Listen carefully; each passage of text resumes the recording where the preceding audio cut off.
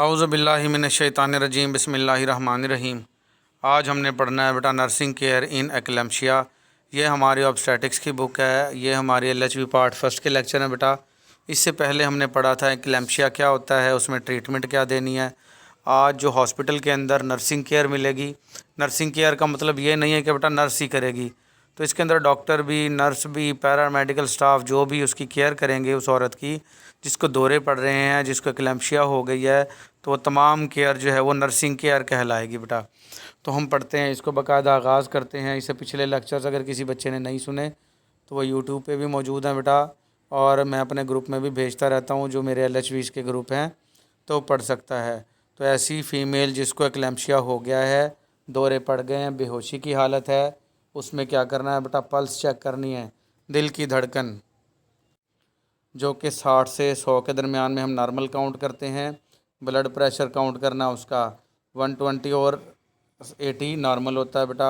And respiration और सांस की रफ्तार जो कि 12 से 20 मिनट पर मिनट नॉर्मल होती है। ये आर रिकॉर्डेड, ये रिकॉर्ड करने हैं। ये बातें सारी लिख लें बेटा। तो जो नॉर्मल रेंजेस हैं वो मैं बताता जा रहा हूँ कि पल्स चेक करनी है, ब्लड प्रेशर चेक करना, रेस्पिरेशन चेक करनी है, सांस की रफ्तार है रिकॉर्डेड एवरी 15 मिनट्स, हर 15 मिनट बाद ये चीज़ें चेक करनी है बेटा। तो नॉर्मल रेंज बता दी, अगर इससे ऊपर नीचे हो तो ख़तरनाक सूरत हाल है। Temperature is taken for every 4 hours, और इसका बुखार भी चेक करना है बेटा हर 4 घंटे के बाद। तो ये मरूजियाँ बन सकती हैं कि ब्लड प्रेशर, पल्स और रेस्पिरेशन कितनी देर बाद चेक करनी, 15 मिनट बाद। और टम्परेचर कब चेक करना है, कितनी देर बाद, 4 घंटे बाद चेक करना है। टम्परेचर नॉर्मल रेंज आपको पता है बेटा 98.6 होती है, इससे ऊपर होगा तो बुखार होगा।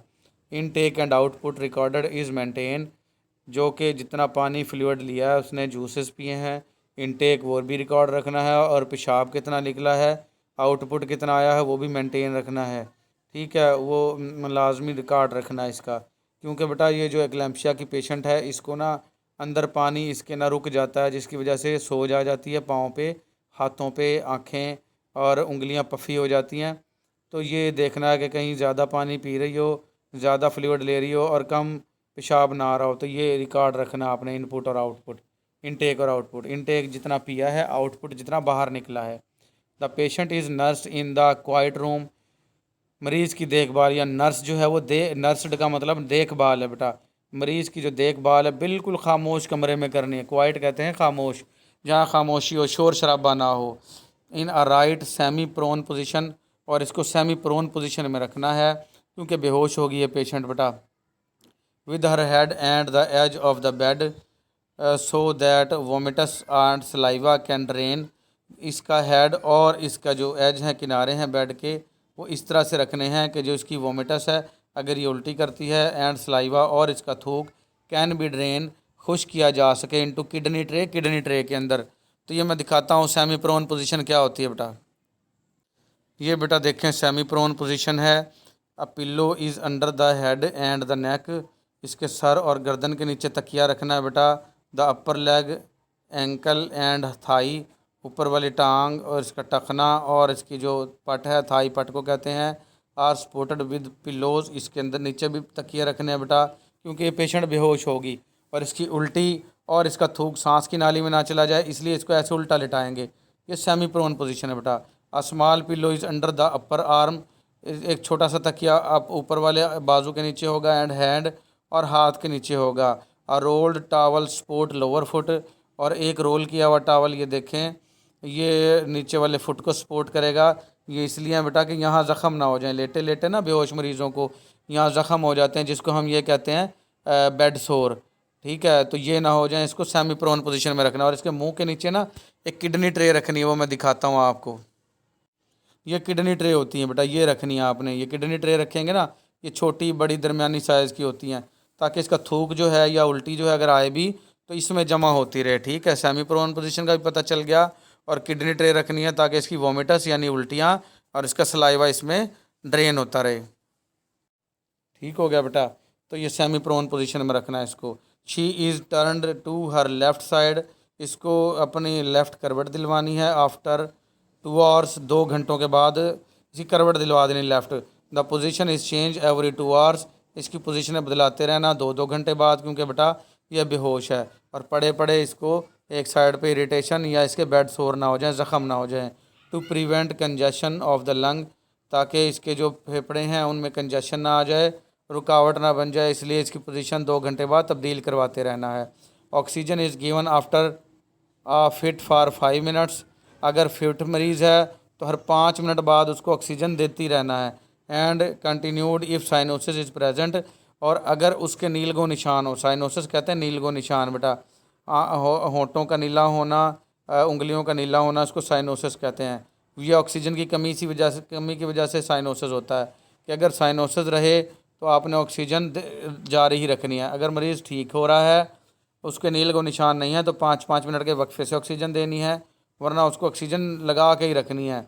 This is administered with BLB face mask, और ये ऑक्सीजन देनी है BLB फेस मास्क से, और नेज़ल कैथीटर या नेज़ल कैथीटर से देनी है। BLB फेस मास्क ऑक्सीजन वाला आम मास्क होता है बेटा, और नेज़ल कैथीटर होता है 2 बारीक बारीक उसके सुराख से होते हैं, वो नाक में दे देते हैं। मैं ये आपको दिखाता हूँ बेटा। ये जो मास्क है बेटा ऑक्सीजन का, ये BLB मास्क है, ठीक है। आम मास्क है जो मरीज़ को लगाया जाता है, ठीक है, ये BLB मास्क है। और ये बेटा नेज़ल कैथीटर है।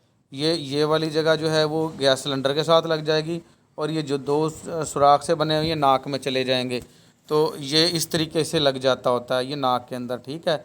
ये नेज़ल कैथीटर है, ठीक है। तो इस तरीके से ऑक्सीजन देनी है आपने इन चीज़ों के साथ, ठीक है। ये उम्मीद है आपको समझ में आ गई होंगी चीज़ें। वापस लेक्चर पे आ गए बेटा। और फिर उसके बाद सलाइवा थूक को कहते हैं इज़ रिमूव्ड, रिमूव करेंगे बाई सक्शन अपरेटस। एक सक्शन अपरेटस होता है बेटा, वो चूस के और निकाल देता है सलाइवा को। और क्लीन्स विद गाज, या गाज के साथ साफ़ करेंगे। गाज क्या होता है, सक्शन अपरेटस क्या होता है, ये मैं दिखाता हूँ आपको। ये देखें बेटा, ये सक्शन मशीन होती है, डब्बे से होते हैं, ये इसकी नालियाँ हैं। जिनको पता है हॉस्पिटल में काम किया, इसके साथ ही एक नाली मुंह के अंदर दे के और थूक वगैरह चूस के या कोई भी और चीज़ हो तो ये सक करके ना, और ये बोतल भर देती है। ये सक्शन मशीन है बेटा, इसको सक्शन यूनिट भी कहते हैं। और ये गाज़ है बेटा, चौरस पट्टी को गाज़ कहते हैं, सर्ज गाज़। इस तरह से पैकिंग में भी आते हैं, और खोलो तो ये इस तरह के बन जाते हैं। ये चौरस पट्टियाँ, इससे भी आप साफ़ कर सकते हो। गाज़ ये लाजमी ज़रूरी बेटा याद रखने हैं। एक स्टूडेंट से एक बंदे का सर फटा हुआ था, तो एक स्टूडेंट से सर ने मंगवाया, कहा गाज़ ले आओ, और वो बेचारा घास ले आया, बाढ़ उधर से जो है उखाड़ के ले आया ग्राउंड से। तो आपने क्या करना है बेटा, इसको ये गाज को गाज ही समझना, ये चौरस पट्टी घास नहीं ले आना आपने भी, ठीक है। तो ये गाज और घास में फ़र्क होता है, तो इसलिए मैंने आपको दिखा दी ये चीज़ें। इससे साफ़ करना है या वो सक्शन से सक कर देना, ठीक हो गया बेटा। दोबारा लेक्चर पे आ गए हैं बेटा। Abdominal examination is done with when the patient is sedated. पेट का मुआयना करते रहना है जब मरीज़ को आपने सुकून आवर दवा देनी है। सीडेटेड मीन बेहोश करना है, सुकून आवर दवा देनी है। एंड फीटल हार्ट रेट, और जो बच्चा है माँ के पेट में उसको फीटस कहते हैं, उसके दिल की धड़कन कितनी चल रही है वो भी नोट करते रहना, क्योंकि माँ के पेट में बच्चा तो है लेकिन वो बेहोशी में है बेटा।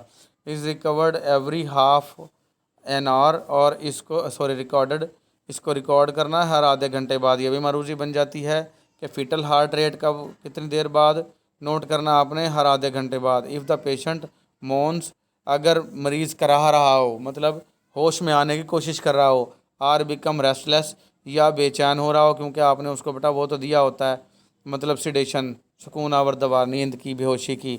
तो अगर मरीज़ मोन्स कर रहा हो, कराह रहा हो और बेआराम हो रहा हो एट इंटरवल्स, वक्फे वक्फे से। एब्डोमिनल पल्पेशन में रिवील यूट्राइन कॉन्ट्रैक्शन, तो हो सकता है पेट की जो पल्पेशन है वो यूट्राइन कॉन्ट्रैक्शन कर रही हो, यूट्रस जो है वो बच्चादानी जो सुकड़ रही हो। एंड डीपर सिडेशन में भी रिक्वायर्ड, और इसके लिए इंतहाई सुकून आवर नशावर दवा चाहिए होगी, बेहोशी की दवा चाहिए होगी।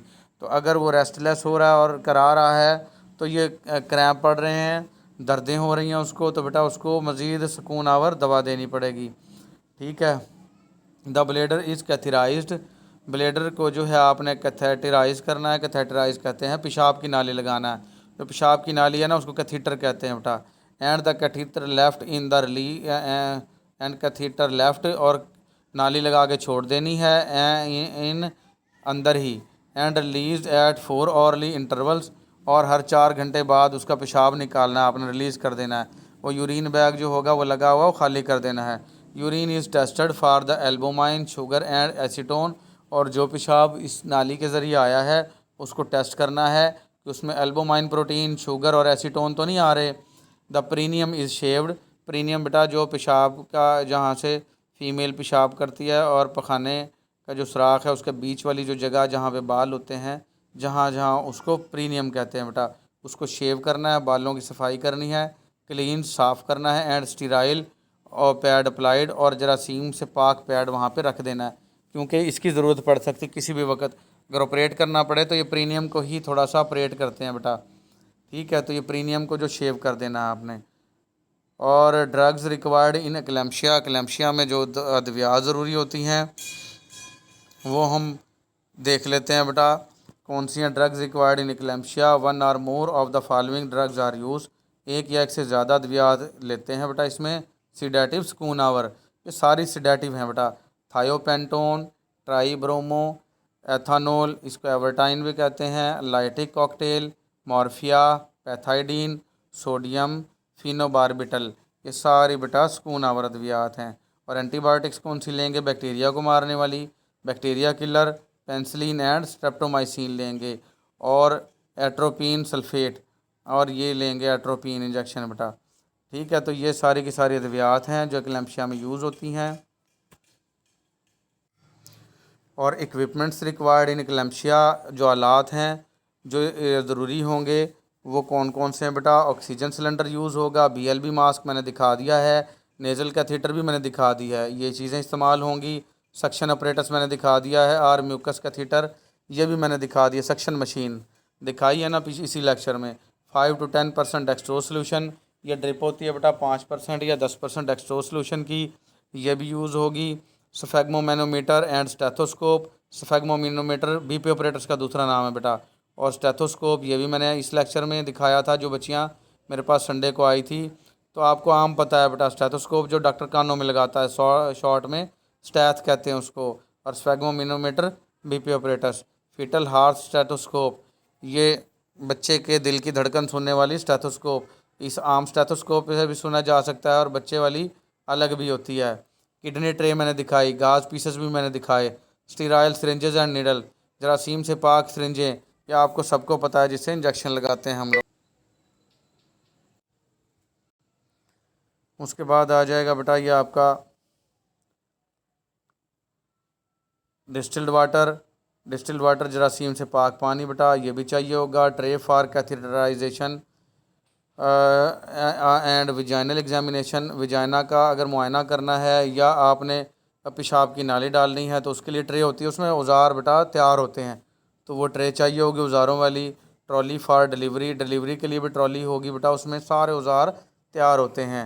एंड लो आउटलेट फोर्सेप, और लो आउटलेट फोर्सेप ये एक चिमटी टाइप होती है बेटा, ये चाहिए होगी। अंडर जनरल एनेस्थीसिया, जो आम बेहोशी की होगी उसके अंडर।